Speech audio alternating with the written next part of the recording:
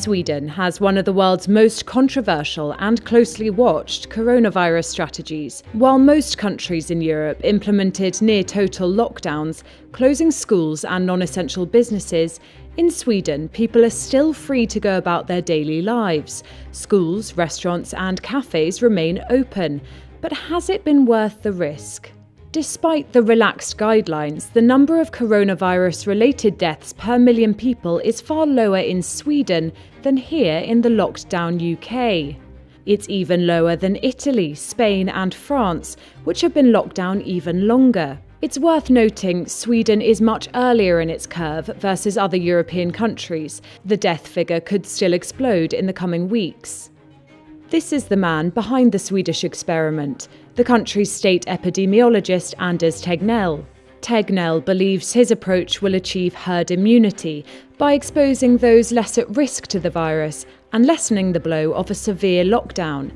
The strategy's been a gamble by Sweden's public health agency. This level of measures that we have in Sweden, there is no problem for us to keep it running for months.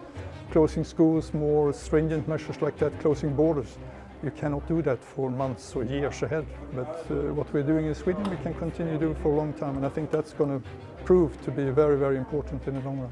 The risk relies on trusting the Swedes to adhere to social distancing measures without being forced to, and so far the country's robust health and care service have been able to cope with the increased pressure. Polling suggests the government's approach was initially popular, but Tegnell is now facing fierce criticism.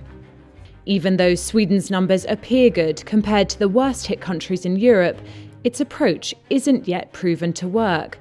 Far more people in Sweden are dying than in neighbouring countries like Denmark, Norway and Finland. Most of these implemented lockdowns early to prevent the virus from taking hold.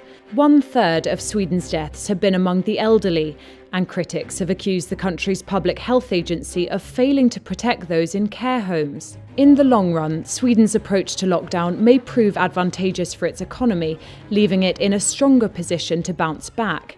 Its light touch could result in a relatively smaller economic contraction than the rest of Europe. It's too early to tell if the Swedish model's working and whether its gamble will pay off. The risk is huge, and the world is watching.